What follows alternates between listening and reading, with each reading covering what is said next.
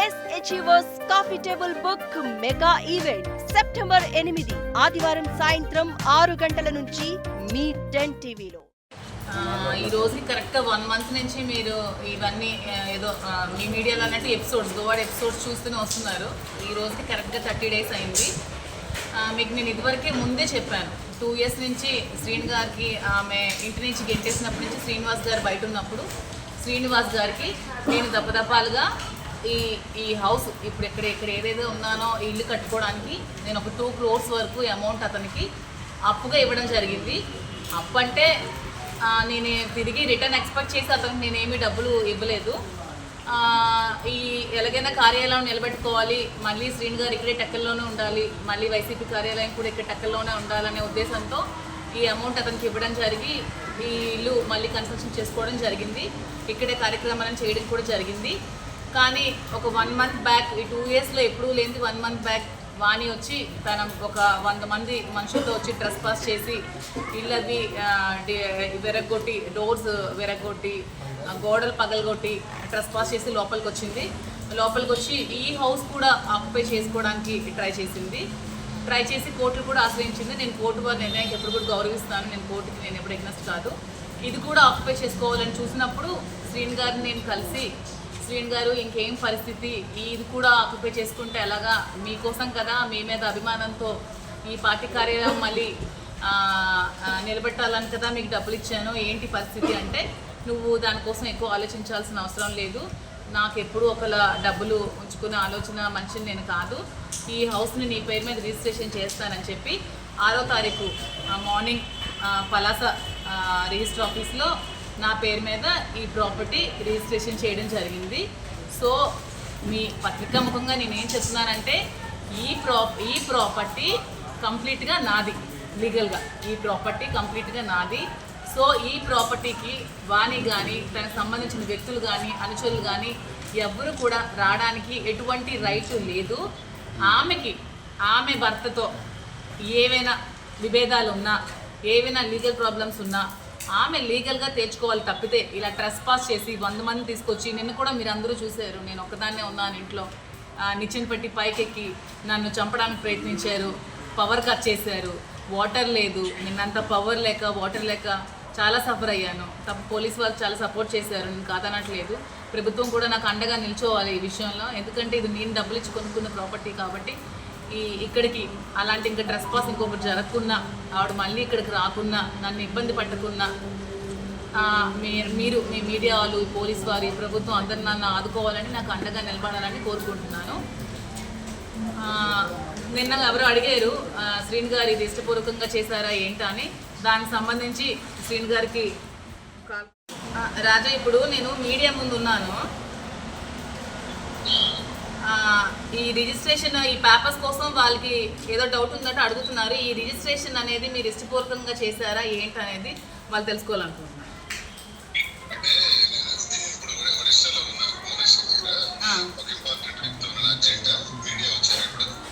అవును రాజా, మీడియా వచ్చారు, అర్జెంట్.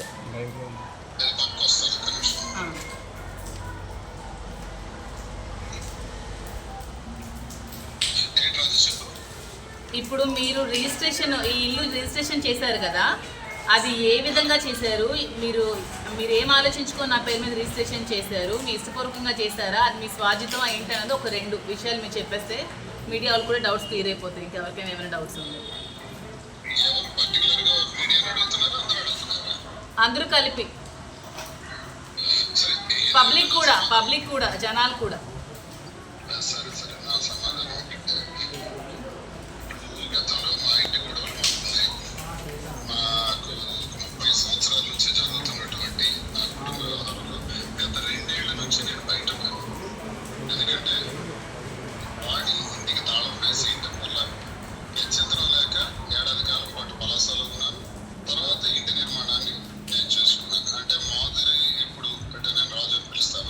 ఆమె ద్వారా వచ్చినటువంటి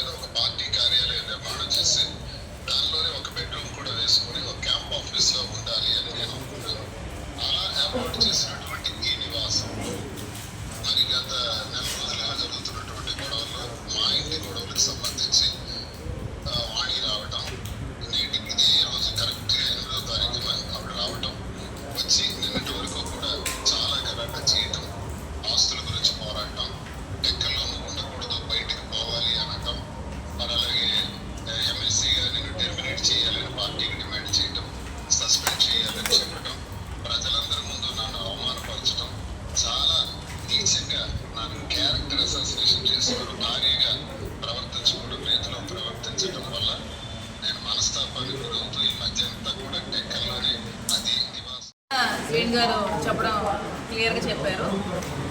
సో ఇంతే, ఇంకా నేను చెప్పదలుచుకుంది ఏమంటే ప్రాపర్టీ నాది కాబట్టి నా ప్రాపర్టీలోకి ఎవరు రావడానికి వీల్లేదు.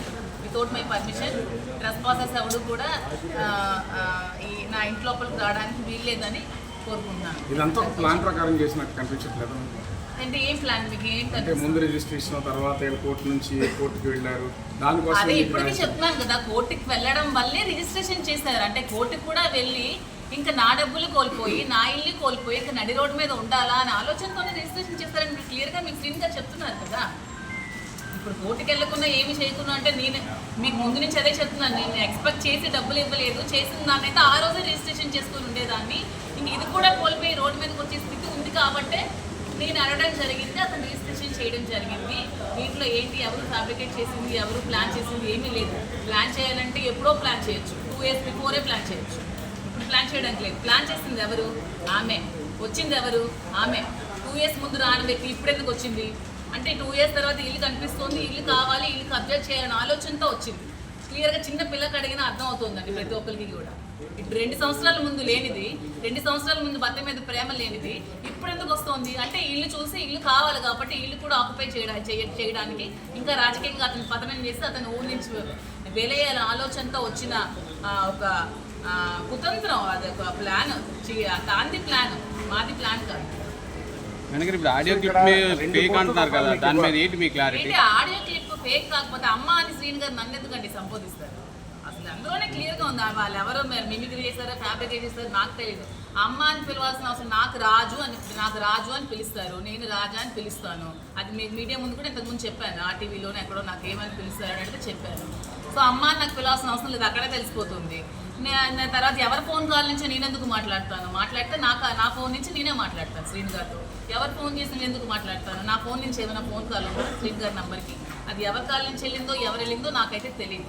ఆ తర్వాత యాక్సిడెంట్ టైంలో బంగారం ఉంది అది ఉందో నేను ఎందుకు మాట్లాడతాను?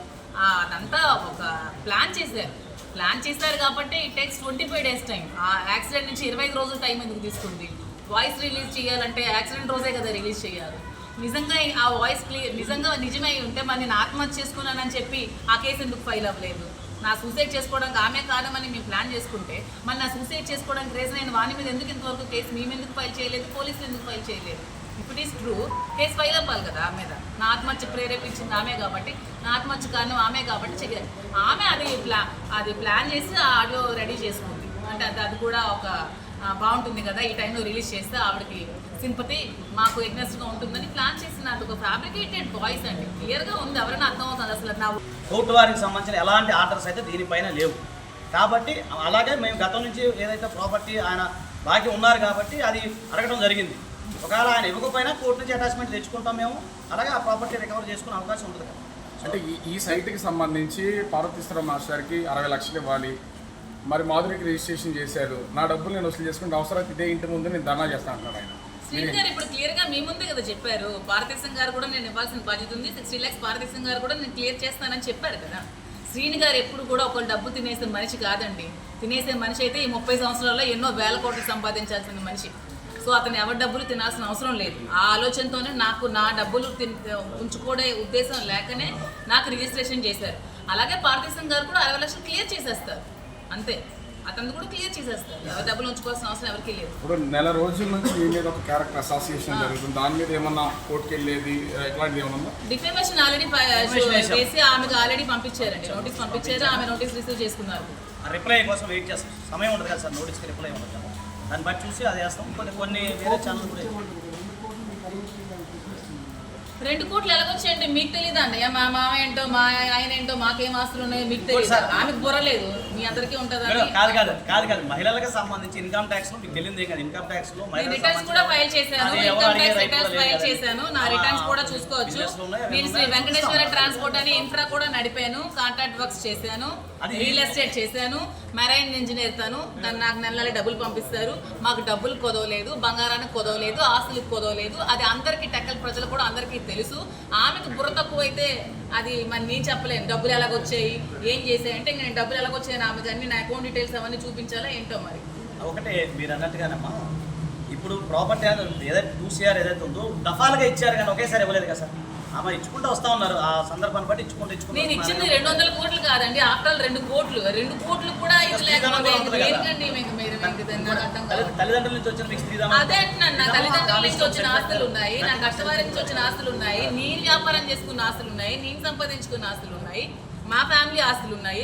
ఆఫ్టర్ ఆల్ ఒక 2 crores అసలు పాయింట్ చేయడం అంటే ఓకే సారీ 2 crores ఆమెకి ఎక్కువై ఉండొచ్చు. అంటే వాళ్ళు కొంచెం వాళ్ళకి నాకు తెలిసి రాఘవరావు 300 రూపాయలు ఎక్కువ అంటారు. అంటే మరి అందుకనే 300 రూపాయలు ఇచ్చాను అల్లుడు చెప్పుకున్నాడు అంటే వాళ్ళ బతుకు 300 రూపీస్ దగ్గర ఆగిపోయింది కాబట్టి, అలాంటి ముష్టి బ్రతుకులు కాబట్టి 2 crores అనేవి ఆమెకి ఎక్కువ అవ్వచ్చు, మాకైతే ఎక్కువ కాదు. 2 crores అనేది నాకు చాలా లిటిల్ అమౌంట్.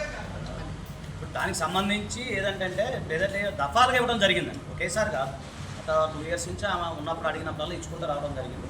దానికి సంబంధించి ఆయన కూడా అదే సేమ్ కూడా ఆయన నిజాయితీగా ప్రామిస్ నోట్స్ అదే కూడా రాయడం జరిగింది. మేము అఫీషియల్ గా రిటర్న్స్ కూడా ఇన్కమ్ ట్యాక్స్ రిటర్న్స్ అన్ని ఫైల్ చేసుకొని యాజ్ పర్ గవర్నమెంట్ ట్యాక్స్ కట్టుకొని నేను అఫీషియల్ గా రిటర్న్స్ ఫైల్ చేసుకుని ఉన్నానండి. I'm tax payer. చూసారా, చేసిన వాళ్ళు కూడా సరిగ్గా చేయలేకపోయారు. బట్ అట్లా నెక్స్ట్ టైం ఎవరు చేస్తారో వాళ్ళకి కొంచెం బాగా చేసి ట్రై చేయించాం.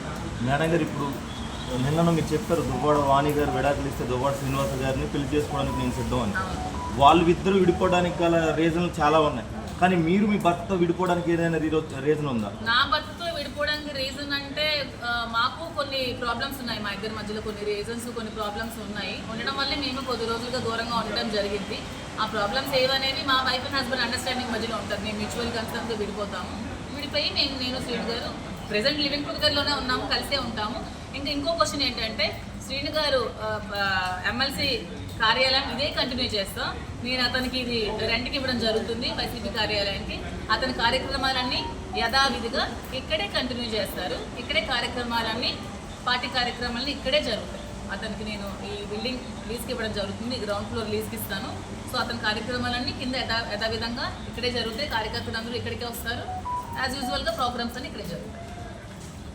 అంటే మీ ఇంట్లోనే దువ్వాడ శ్రీను గారు ఉంటారు ఇక ముందు కూడా? కార్యాలయం రెంట్కి ఇస్తాను బిల్డింగ్ కార్యాలయం కోసం ఉంటారా, ఇంట్లో కూడా ఇక్కడే ఇల్లు రెంట్కి ఇస్తాను, కార్యాలయం రెంట్కి ఇస్తాను. అతను ఇంకొక ఇల్లు కట్టుకునేంత వరకు రెంట్కి ఇస్తాను. దగ్గరలోనే ఉండాలి కదా నాయకుడు. ఇది ఇప్పటి నుంచి కార్యాలయం అంటారు ఫుల్ ఫ్లెడ్జ్డ్గా? కింద గ్రౌండ్ ఫ్లోర్ అంతా కార్యాలయం, పైన అంతా హౌస్. ఎమ్మెల్సీ హోదాలో ఎమ్మెల్సీ కార్యక్రమాలన్నీ ఇక్కడే జరుగుతాయి. పార్టీ ఇంకొకటండి, చాలామందికి డౌట్ ఉంది, కోర్టు ఆర్డర్ ఉండగా రిజిస్ట్రేషన్ ఎలా చేయించాలి అనేది చాలామంది అడుగుతుంది. సో కోర్టు ఆర్డర్ విషయంలో మేము చూసాం, మీకు డీబీసీ సంబంధించి వాళ్ళు వేసిన పిటిషన్ గారికి మేము పంపిస్తాం. సో డీబీసీలో ఎక్కడ కానీ, అలాగే ఆనరబుల్ కోర్టు వారు ఇచ్చిన ఆర్డర్లో కానీ ఇల్లు కూడా అమ్మకూడదు, అలాగే ఇంటిపైన ఎలాంటి అటాచ్మెంట్ కానీ సో అలాంటి అయితే ఏం లేవండి. సో జనరల్గా డీబీసీ ఏం చెప్తుంది, ఒక భార్యకి ఆ భర్త అనే వ్యక్తి నివాసం కల్పించాలి అనేది మాత్రమే చెప్తుంది. అంతేగాని ఆయన యొక్క ప్రాపర్టీ అమ్మకూడదు అనేది దీని మీద అయితే లేదు. వాళ్ళ పిటిషన్లో కూడా రాయలేదు, ఆర్డర్లో కూడా అలాంటిది కూడా లేదు. నెక్స్ట్ ఎవరైనా సరే ఈ ప్రాపర్టీ ఉంటే మేము రేపు ఇంజక్షన్ చూస్తూ దానికి ఫర్దర్గా కూడా మేము వెళ్తా ఉన్నాం. ప్లస్ ఇందులో కూడా క్లియర్గా మీ దగ్గర ఉన్నది స్వార్జితపు ఆస్తి. అంటే మీకు ఒక లీగల్ జనరల్గా ఏంటంటే ఒక హిందూ పురుషుడు సంపాదించిన ఆస్తి, అంటే భర్త సంపాదించిన ఆస్తి ఏదైతే ఉందో దానికి ఎవరికీ అధికారం ఉండదు. ఈవెన్ భార్య బిడ్డలు కూడా రైట్ ఉండదు. అంటే నా సెల్ఫ్ ఎఫేర్ ప్రాపర్టీ ఏదైతే ఉందో అది నా ఇష్టం, నేను ఎవరికైనా ఇచ్చుకోవచ్చు, ఏదైనా చేసుకోవచ్చు. సో ఎవరైనా సరే ఇక్కడ భారతదేశంలో పుట్టిన హిందూ పురుషుడు ఎవరైనా సరే తన యొక్క సెల్ఫ్ ఎఫేర్ ప్రాపర్టీ కష్టపడి సంపాదించిన ఆస్తి స్వార్జితపు ఆస్తి అంటాం. సో దాన్ని ఏదైతే ఉందో ఎవరికైనా ఇచ్చుకోవచ్చు. కేవలం భార్య బిడ్డలు అనేవాళ్ళు ఎవరైతే ఉన్నారో వారింటే మెయింటెనెన్స్ మాత్రమే అడిగే రైట్ మాత్రమే ఉంటుంది. సో ఇది కూడా ఏంటంటే ఇప్పుడు ఏదైతే ఆర్డర్ ఏదైతే ఉందో అది 12వ తారీఖు వాయిదా ఉన్నట్టుంది. దాని అవసరం అయితే మెయింటెనెన్స్ కింద, అంటే ఇప్పుడు నివాసం లేదు కాబట్టి దాని అవసరం అయితే ఆయన కోర్టు వారి దృష్టికి ఏంటంటే నాకు మెయింటెనెన్స్ లేదు కాబట్టి నేను దాని మెయింటెనెన్స్ పరంగా ఎంతో కొంత మెయింటెనెన్స్ ఇవ్వగలుగుతానని చెప్పడం జరుగుతుంది. అయితే ఏంటంటే ఇప్పుడు మాకు తెలిసిన సమాచారం జనరల్గా ఏంటంటే ఆమె ఒక సీను గారు ఇచ్చిన ప్రాపర్టీ ఏదైతే ఉందో దాదాపు 6 కోట్ల రూపాయల ప్రాపర్టీలో ప్రజెంట్ నివసిస్తున్నారని తెలుస్తాము. అంటే ఎక్కడ ఎవరికైనా ఎలాంటి నివాసము లేకుండా తల్లిగారి ఇంటి దగ్గర ఉన్న ఎవరైతే స్త్రీ ఎవరైతే ఉన్నారో ఆమె మాత్రమే భర్తకు సంబంధించిన ప్రాపర్టీ ఏదైతే ఉందో మేము ఉండాలి అనేది ఆర్డర్, రెస్ట్రైనింగ్ ఆర్డర్ అనేది వస్తుంది. కాకపోతే ఆమెకు ఎకనామికల్గా సౌండ్ ఉన్నారు, ఆమెకు ఆల్రెడీ ఒక ఇల్లు ఉంది, అంతా వెల్ ఎస్టాబ్లిష్డ్ కాబట్టి దాన్ని కూడా మేము కోర్టు వారి దృష్టికి తీసుకెళ్తే అప్పీల్ కూడా వేసి దాన్ని కూడా అసలు ఇప్పుడు మీ వైపు నుంచి ఇప్పుడు ఏమన్నా కేసు వేశారా కోర్టులో? మీరెందుకు ఇంత సడన్గా రావాల్సి వచ్చింది? లేదు రాజు గారు, ఇప్పుడు విషయం ఏంటంటే నేనేమన్నానంటే ఈ కేసు ఎప్పటి నుంచో నేను ఫాలోఅప్ చేస్తూ ఉన్నాను. హైదరాబాద్ నుండి నోటీసులు కూడా పంపించాము, డెఫమేషన్ సూట్ కూడా పంపించాము, తర్వాత వేరే అది కూడా చేస్తూ ఉన్నాం. ఇప్పుడు ఏంటంటే ఈమెకి సంబంధించిన రక్షణ ఏదైతే ఉందో ఆ విషయం కూడా మీకు చెప్తున్నాను. ఈమెకి ప్రొటెక్షన్ అయితే కావాలి. ఒక హ్యూమన్ సిటిజన్గా ఆర్టికల్ 21 ప్రకారం మనకి జీవించే హక్కు అనేది మనకు ఉంది. సో దాని ప్రకారం ఆమె రక్షించబడాలంటే ప్రైమా ఫేసి ఎవిడెన్స్ కింద, ప్రైమా ఫేసి కంప్లైంట్ కింద నేను సిఐ గారిని కలవడం జరిగింది. నేను కంప్లైంట్ ఇచ్చాం. అంటే నిన్న కొంచెం 10:30 లెవెల్కి చేయడం జరిగింది. సో కొన్ని అనివార్య పరిస్థితుల వల్ల నేను తర్వాత మిమ్మల్ని కలవకపోయింది. అంటే మాధురి గారికి ప్రాణహాని ఉందనేది దాన్ని ఎస్టాబ్లిష్ చేస్తున్నారా మీరు? కాదు, ఎస్టాబ్లిష్మెంట్ అంటే అవునండి. ఇప్పుడు మీరు చూస్తున్నారు ఏంటి ఎస్టాబ్లిష్ చేయడానికి క్లియర్ గా నిన్న మేము మీడియా చూశారు వాళ్ళే కదా, చూసారు చూశారు కదండి. కదా, నిచ్చెనలు పెట్టి ఎక్కి నన్ను చంపడానికి వస్తే ఇంకా మీకు థ్రెట్ ఉందని ఎలా అడుగుతున్నారు? అదే దానికి హ్యూమన్ రైట్స్ కమిషన్ కూడా వెళ్తాం మేము. ఎందుకంటే ఈమె ప్రాపర్టీ అండి, ఈమెకి సంబంధించింది లీగల్గా అన్ని క్లియర్గా ఉన్నాయి. అలాగే గతంలో ఆయన ఏదైతే తాలూకా చెక్కులు కూడా చూపించడం జరిగింది, ప్రామిస్ నోట్స్ అవన్నీ కూడా ఉన్నాయి. సో కాబట్టి ఏంటంటే నిన్న ఆమె అంతా మీరు చూశారు, తీసుకొని రావటం, తర్వాత కర్రలు తీసుకొని రావటం ఇవన్నీ మీరు లైవ్లో చూశారు. కాబట్టి 10TV S Achievers coffee table book mega event September 8 ఆదివారం సాయంత్రం 6 గంటల నుంచి మీ 10TVలో.